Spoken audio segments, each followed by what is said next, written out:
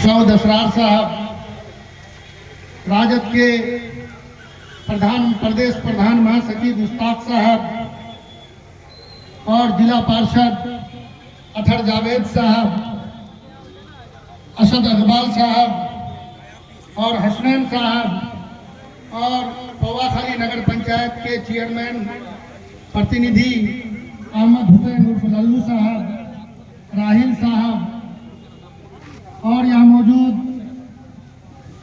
तौसीफ साहब और जितने भी दूर दराज से आए हुए सभी नौजवान साथियों, बुजुर्गों, आपको मालूम होगा आज सारे जनप्रतिनिधि मुश्तरका तौर पर, चाहे वो किसी भी सियासी पार्टी से हो, सबने ये मुश्तरका फैसला लिया था कि हम लोग अपनी सियासी पार्टियों का झंडा को छोड़ करके एक कमेटी बना करके जो वक्फ प्रोटेक्शन मूवमेंट के नाम से उसके बैनर तले सारी तंजीमें, चाहे वो इमारत शरिया हो, जमीयतुल उलमा हिंद हो, चाहे जितने भी मुस्लिम तंजीमें हैं, सारे लोगों को एक साथ आने का ये कमेटी बनाया गया था।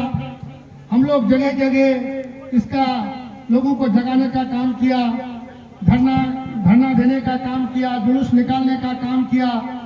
क्योंकि आज जो ये काला कानून नाफिज किया गया है, ये काला कानून जो लागू किया गया है, आपको मालूम होना चाहिए कि ये कानून CAA NRC से भी खतरनाक है। आज लोगों को एहसास नहीं हो रहा है इस बात का कि ये कानून क्या है। अभी कुछ लोगों ने तफसीली बात अपना रखी है कि इस कानून से क्या क्या नुकसान हो सकते हैं, जबकि आपको मालूम है कि पूरे देश में लगभग 9,40,000 एकड़ जमीन वक्फ की है। इसमें बेशतर हिस्सा कब्रिस्तान, ईदगाह, मकबरा, खानका और हमारी मस्जिदें हैं। तो लोगों को गुमराह करने का काम किया जा रहा है कि इसकी आमदनी गरीबों मिस्किनों तक नहीं पहुंच रही थी। कुछ हमारे जो NDA के साथी हैं वो बता रहे हैं कि इसका सही उपयोग नहीं हो रहा था, इसलिए कानून को में संशोधन करने की जरूरत पड़ी। जबकि ऐसा कुछ नहीं है। इसमें जितने भी यूनिवर्सिटी चल रहे हैं या दवाखाना है या हॉस्पिटल चल रहा है, उसका बड़े अच्छे ढंग से उसका सारा व्यवस्था बहुत अच्छे ढंग से चल रहा है। और जहां तक रहा सवाल कि जिसकी 60% जमीनों पर कब्रिस्तान हो, ईदगाहें हो, मस्जिदें हो, भला इससे क्या आमदनी हो सकती है भाई? कुछ जमीनें हैं खाली पड़ी हुई, जमीन पर सरकार की नजर है। जो जमीन हमारे जो शहरों में बहुत बेशकीमती जमीनें हैं, इसलिए सरकार चाह रही है कि ऐसे कानून में संशोधन कर, जो कानून बनाया गया, इसके जरिए अपने दोस्तों को ये जमीन बांटी जाए। क्योंकि आपको मालूम होगा कि जब से ये NDA की सरकार बनी है, ये अपने कुछ चुनिंदा दोस्तों के लिए काम कर रही है। आपने देखा होगा कि आज गांव देहात में जो 1,00,000-2 लाख रुपया लोन लेके हुए हैं, किसान कृषि लोन दिए हुए हैं, तो उन लोगों का जमीन ये लोन के बदले आज लोगों पर FIR करके लोगों को जेल भेजा जा रहा है और लाखों करोड़ रुपया अपने दोस्तों का माफ कर दिया गया। उसके लिए उनका कुछ नहीं, लेकिन किसान अगर छोटा मोटा लोन लेकर के है तो इसको आज जेल भेजा जा रहा है। ये स्थिति है। तो भाई ये सरकार अपने दोस्तों के लिए काम कर रही है। जो जमीनें हैं वो अपने दोस्तों में बांटना चाहती है। आपको मालूम होगा कि मुंबई में इंटेलिया हाउस जो बना है मुकेश अंबानी का, वो भी वक्त की जमीन पर है। उस पर भी आज सुप्रीम कोर्ट में केस चल रहा है। तो ऐसे जमीनों को, ऐसे अधिकारियों को पावर दिया जा रहा है कि वो अधिकारी, क्योंकि कोई भी अधिकारी सरकार का नुमाइंदा होता है और सरकारी नुमाइंदा वो सरकार के इशारे पर काम करती है और वो सरकार जो चाहे कि जिस जमीन को चाहेगा वो किसी की भी हवाले कर देगा। तो इसलिए हम लोग को आज जगने की जरूरत है। और भी विस्तृत रूप से आपको किशनगंज में बात होगी। 20 तारीख को जो प्रोग्राम रखा गया है, इसका विस्तृत जानकारी आज हम समझते हैं कि फेसबुक, सोशल मीडिया के जरिया, यूट्यूब के जरिया आप इसकी जानकारी ले ही लिए होंगे और लेते रहे होंगे। बहुत सारे दोस्तों ने इसकी जानकारी दी भी।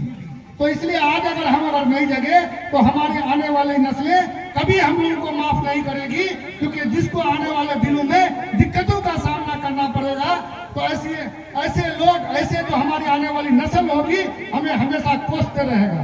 तो इसलिए हमें जानने की जरूरत है।